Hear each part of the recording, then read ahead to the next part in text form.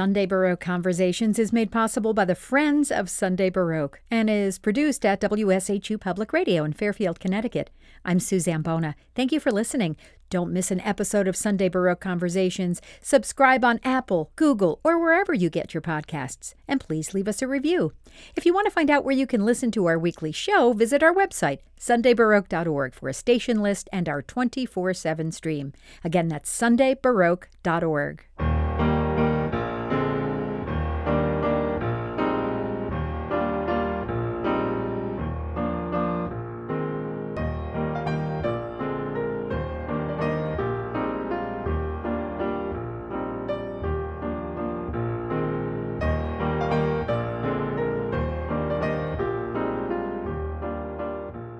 Charles Wilson III was born and raised in Detroit and was immersed in music from childhood.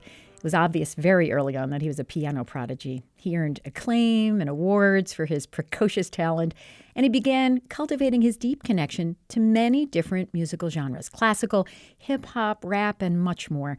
As a performer, Charles Wilson III goes by Black Buck. It's in part a nod to his admiration of Johann Sebastian Bach and to the diverse influences on his art. I am so excited that Black Buck is joining me on Zoom to talk about his life and music. Hi, welcome. Hey, great to be here. Thanks for having me. So on your website, this is the thing that jumped out at me first of the many things that jumped out at me. You call yourself an artist, pianist, composer, and lover of humans. And I think that is absolutely beautiful. And I would love for you to talk about what you mean by that. Oh, let's start at the lover of humans. I adore people. I think that they are some of the most fascinating things are to be in a room full of people and to share energies and stories and have a connection. I think that's the most beautiful thing that we've been gifted on this planet, and to the ability to love and to receive love. And I think that's just, the epitome of what it means to be a human. An artist, yes. A pianist, yes. A composer, I didn't think so until 2020, but now for sure I am a composer. Yeah. So those are all things that go into who I am. Interesting. So we'll double back to this not a composer until 2020 thing, Right. but I want to go back a little bit farther than to the beginning, because I know that you come from a very musical family, musically inclined, music-loving family. Mm-hmm. It sounds like you were the toddler that just couldn't help but bang on the piano key. So what was your first introduction to music? As you said, my family are all entertainers. My grandfather is or was an organist and radio personality in Memphis. He's also a Hall of Famer on the Beale Street Walk of Fame. I have another uncle who was a saxophonist with the Count Basie Band, another who was a tap dancer with Gregory Hines and Sammy Davis. Wow. My mother was a flautist, long history of musicians. So it was just something that was in my blood. My mother noticed it from early on that I had the bug, and she put me in piano lessons at age 4. Wow. Do you remember those days? Do you remember being the kid that couldn't keep your hands off the piano? Oh, you know what I do remember? I remember my first piano lesson. And I remember, just running around being crazy. And my mother took me outside and she snatched me up and she said, "You're going to sit down and you're going to take this piano lesson right now." And it was just from that point, I walked back in, I sat down, and that was it. That was the moment when it really all clicked in, and I began to take the piano seriously. Wow. At 4. Yeah. That's At 4. That's a big deal. 4-year-olds don't Yeah. usually focus on pretty much anything. Yeah, exactly. Do you play other instruments? A little bit of guitar, a little bit of bass. I also play, weird things like melodicas and accordion. So I'm also a percussionist, classical percussionist. That was all through middle school and high school. So a lot of things, timpani and all the things that go into classical percussion. But I also was on the drum line in middle school and high school. So I'm a drummer as well. Wow. Yeah. Multi-talented. Yeah. So you say 2020 is when you started composing. Now, Yeah. COVID related? Or was that just a coincidence? Sort of coincidence, but also played, into, it was just a time to be a great time to be a creative, because you had nothing but time on your hands. I started writing Black Book in February of 2020, and then in March we went into lockdown. Mm. So it was just a matter of, wake up every day, turn on the keyboard, and start writing. And I dedicated myself for 121 consecutive days, and that's how I wrote Black Book. Mm-hmm. And it was all at my publisher at the time. He put me in a program called the Creators Workshop that was hosted by Seth Godin, and it was a 100-day commitment to do whatever your creative practice is every day with accountability and publicly. So there are 400 other students watching you Oh, do whatever you're doing, and 121 consecutive days, and I had an album. wow. Yeah. So let's talk about what was going on in your head when you were doing that. Like Mm-hmm. what was the did you go in sort of knowing where you wanted to end up, or was it just every day was sort of a new adventure with a blank page, or what was that process like? Yeah. At that point, I hadn't had a process, and part of that program was learning the practice Hmm. and also discovering your voice. I hadn't discovered my voice yet. I had never asked the question, what do I sound like? What is my voice? Hmm. So it was just like you said, one day putting one foot in front of the next, not knowing what to expect, just always showing up honestly and truthfully and doing my best. Hmm. And what came of it was this form of classical music that I had never discovered before. I think it was just the sum of all the things that I was. Hmm. Um, Being a kid that studied classical music from age 4 to 16, and then playing jazz and blues and pop and being a rap kid, it just all kind of mixed into the pot and it became this thing. Hmm. Um, and like I said, during that time is where I discovered the voice of Black Bach. Yeah. And so what? How would you personally, not your publicist, but how would you Mhm. personally describe what is your sound? What is your core um, compositional genre? I love describing it like a cake. Ooh. The cake is classical music. The Hmm. icing and all the other things are the rap, the hip hop, the pop, the blues. So the base material is classical music because it's my foundation. It's where I Hmm. started. But then all these other things that have come about in my life are definitely giving an influence to my writing and my writing style. Hmm. I think that's a beautiful way of describing it, and very accurate, and very descriptive, very compelling. And every time I hear something that you have written, I'm reminded of a saying, a quote, an ethic value that I really like, which is the more you love music, the more music you love. And I really think that you're the embodiment of that. You've blurred the lines between genres, and you've demonstrated that a musician need not, sort of declare just one style of music. I've Exactly. always sort of thought it was a little bit arbitrary that we have Mm-hmm. these genres, right? I mean, Yeah, music is music, and who is the person that decides what the boundary is between one and the other? right. I think that I think genre it's one of the things I learned in this workshop was that genre is somewhat important. It's somewhat important because if someone goes into a library and they're looking for autobiographies, they go to that section. If they're looking for, self-help, they go to that section. So in a way, it's very small. A very small part of it is important. But I think what's more important is the idiosyncrasy, what makes us who we are. Hmm. Like when I go to that section, I'm looking, wow, this one book has this red cover and it's popping out at me and I have to grab it and read it. And I think that's the more important piece of what we do musically as, composers, singers, songwriters, rappers, producers. I think more important is who we are, who our identity is. And I think that better defines what we do in music or who Hmm. we are in music. Hmm.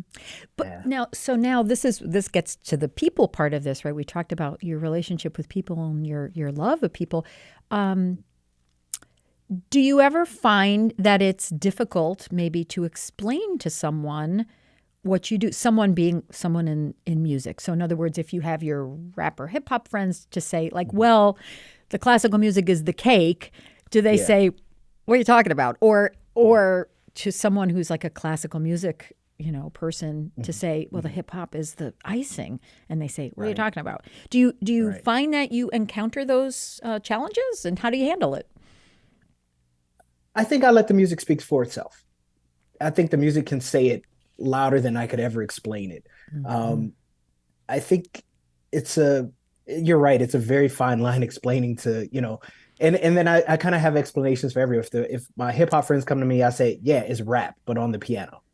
And then if classical people come to me, I say, yeah, it's classical, but it's got other stuff in it, Hmm. Yeah, so it's very, sometimes it is tricky to explain it, but I've been able to kind of maneuver in my way around it. yeah, yeah. And Yeah. you really, clearly, you really believe very deeply in the power of music to unite and to inspire. And I would love for you to share maybe some examples you've seen with your music of that power in action, how you've seen the fruits of those labors and those efforts. Oh, one of the most amazing things that happens is after I pretty much every show, I meet someone and they say, you made me cry, or you made me think about someone that I hadn't thought about, or my grandmother, or my mother, or somebody. And I think that that is a testament to what we're doing here, Mm-hmm. is allowing people the space to let their minds and imaginations and their emotions travel and to have that experience, not giving them a narrative, which is great. Sometimes, I'm giving you a template and then the story is on you to create. And just having an audience that's there, that's on board for it, I think that's one of the most amazing things. Or to have, sometimes they're kids that are, at the shows. I had one little boy, he walked up to me and he just stared. He didn't even know what to say. And I thought that was the most awesome thing because he looked like a younger version of me. Oh. And just to see that really touched my heart in a certain way. So these personal connections to me, I believe that this is the reason that this is my purpose. My purpose is to inspire, to get on stage and to open my chest and let people see everything that's inside, the happiness, the pain, the harmony, the vulnerability and the love, all of those things, and Mhm. just present that to an audience and see how it connects with them. Yeah, the humanity. Yeah. Yeah. Everything you do, really, truly, your music, your public communications, the titles of your compositions, the albums, it's so affirming, it's so positive. Are you hardwired as an optimist? Are you that person? Absolutely, 150,000%. I always look at what's good. I Yeah. find the good in everything. Yeah, I think that's so it's so obvious. It really exudes. Yeah. Let's talk about Black Book first. Talk about the music that's on it. What are some of I know it's like asking somebody what their favorite child is, but do you have a couple of favorites or a couple of maybe pieces that evolved, especially because this was this creative workshop, this process that you were going through Yeah. and learning. Do you have any great stories or some, maybe something deep about a couple of those pieces that you could share? Yeah. One piece is called Amalia's Ocean. It's the opening piece to the album. And I remember there was another student in the workshop, and at the time she would listen to my dailies, the music I would post every day. And she said at some point she and her mother, who are not seeing eye to eye, would sit down and have their morning coffee and listen to my dailies. Mm. So it began to be a way that she and her mother connected in a very, very sincere way. And I remember I wrote Amalia's Ocean, and I didn't have a title for it. So I said, anybody, ideas for titles, shoot. And she said, it sounds like an ocean. She said, and at the time, my mother screamed from the other room, he should name it after me. So I asked her what her mother's name was, and it was Amalia. So the piece became Amalia's Ocean. And for Wow. me, it always symbolizes my accountability to an audience, what it means for me to be there, and that what I am sharing is it's it's service. Hmm. So Amalia's Ocean always symbolizes the service that I see that I'm doing. Like this is me being of service to an audience. So Mm. I just love that piece, and it was very special. Mm.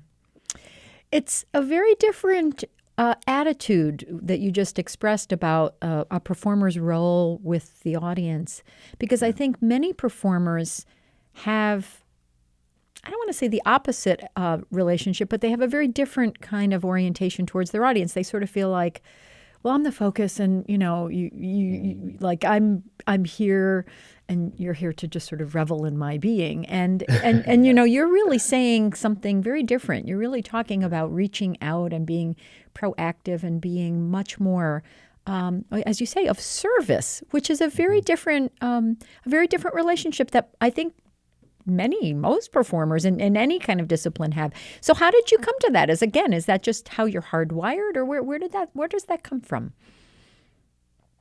It definitely came a bit of hardwiring, but the realization of it came during that 121-day period. Realizing that, art is creativity, but art is gratitude, and art is giving. Mm-hmm. The reason that we do art is that we can give it. So if I'm very honest with myself, then everything that I'm doing is to be given away. And Mm, in that, there means that there is, the act of giving is also the act of service. mm, So that's how I came to that conclusion. it's beautiful. Yeah. Let's talk about Black Bach 9. This is Okay. now your second recording. Yes. And I Yes. love the titles. I love the Mhm. whole sort of underlying framework. Would you talk about Yeah. it, please? Yeah. Nine is very special. It the titles are meant to be prompts for Mm, thought and for conversation. It mm-hmm, is to inspire a conversation or a dialogue mm, between maybe two people who don't necessarily see eye to eye or have the same views or ideas. I think nine is meant to be to change perspectives or hopefully shift the mirror just a bit so that you may see the perspective from another view. I think that's one of the things that as humans, we also have to do self correcting and self adjusting as we grow. mm. And I think that Nine is the album that really symbolizes that. It's honest and it's very much based in shifting perspectives. Mm. Will you talk about what that means, what the 9 means?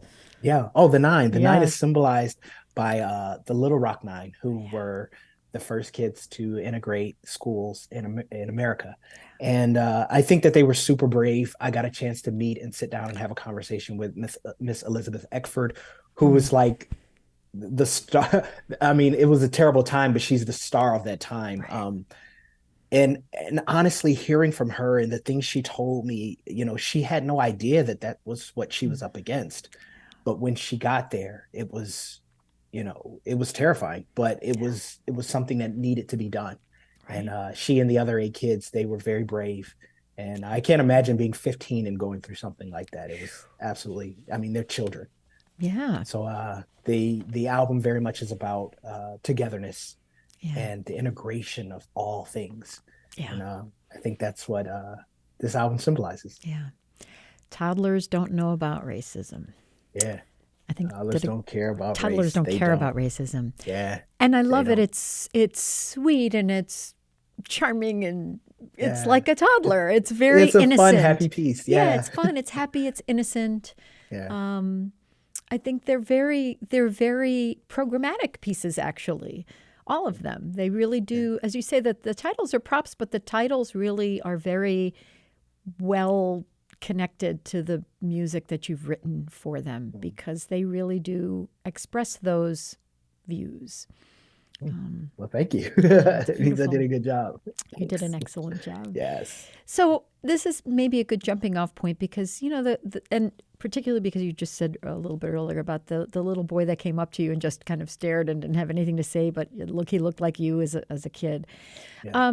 That's definitely something that we think a lot about now is how do we make sure that there are children and little boys that look like you and Mhm. how do we make sure that those kids have people to look up to and that there are opportunities for everyone to experience music, people, all of these people Exactly. that you love. Yeah. if you could wave a magic wand, I know there's no magic wand, but if you could change things about the classical music world, what kinds of things would you want to change? What do you think? That's a very, very good question. Um, I can tell you a story that recently happened to me. I went to the symphony, Mhm. and when I walked in, I was looked at as almost, why are you here? And I Oh. think that if there was something I could change about classical music, it would be the acceptance and the ability to have a safe space, Mhm. a safe emotional space, because this music is based in emotions. There are no lyrics. This is a place where you get to go inside yourself and express and view all the things that are part of the human experience. Mhm. And I think that for me, that is my goal, is to make classical music into a better safe space for all. Mhm. Yeah. Mhm. Yeah. So that little boy could come in So that and little have boy can come in and he can just, be who he is, yeah, and grow up to be without Black Bach. feeling, yeah, without feeling like, that he's not accepted. Yeah. And I think that's the number one thing. Yeah. Yeah. Yeah. So what else are you passionate about right now? Musical or otherwise? Uh, What do you love to do? what do I love to do? I love to watch Netflix. What are you watching? I, I'm, I'm all about my TV shows. Right now, I'm finishing up The Godfather of Harlem, which is starring Forest Whitaker, who's an Ooh, amazing actor. yeah. Um, but I'm just like, I am I love film composition and TV composition. So Mm-hmm. a lot of times I'll get into a show or a film because of the composer. Mm-hmm. So a Mm. lot of times it's still music related, but I love to see how the relationship between film and music go together. Mm. Like, I know that I just finished a film project yesterday, so I know that this is kind of my trajectory in a direction that I am pointed in, is writing for film. And I think it's just an amazing thing, Cool. and I'm super passionate about it. I love it. Cool. And Yeah. you also, so in addition to doing your own thing as an artist, as a featured artist, you have collaborated with a lot of other top tier talent. Yeah. Yeah. John Mayer and John Mayer, who's from Fairfield, where we are Oh, based right. here. Yes. Um, Yes.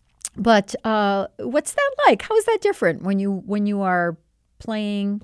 It's like chamber music, right? But it's in a different genre. But what's that like when Yeah. you're working on somebody else's music with them? Yeah, it's really fun. Like, I had a whole career touring with, the best of the best, and I love being on stage, and I learned so much from people like Rihanna and Justin Timberlake and John Mayer. I learned a lot about being a performer and what it means to really connect with an audience. I mean, there's a reason why John Mayer is John Mayer. I mean, the talent that he has, and just his ability to be on stage and be there and engage and involved with an audience. And Mm-hmm. it's just really fun to be able to play someone else's music, to help them interpret their voice. Uh, Mm-hmm. it's a thrill. I don't think I'd do it again, but it's a thrill. Yeah. So what's next for you? Do you have album number 3 in the works yet? Is something you can talk about, or what's on your wish list for your Yeah. next So project? so today will be the first of every Tuesday. I'm doing a live stream uh, tour, which is called the Mixtapes and Counterpoint Virtual Tour. Mm-hmm. Every Tuesday up until January 9th. And it's going to just be me sharing music, some new music. There will be some new music coming out. I continually stay writing. So uh, definitely will be an album number 3. Yeah. But I think right now we're focusing more on album number 2 and just Mm-hmm. extending it, and maybe adding some pieces to album number 2. Yeah. Oh, cool. Yeah, That's very cool.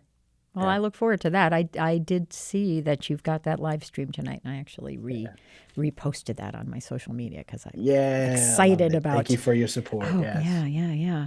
Um, well, I have been speaking on Zoom with the very talented and inspiring musician Black Bach, the artist, pianist, composer, and lover of humans. Thank you so much. This has been such a treat. Thank you. This has been amazing. Thank you so much.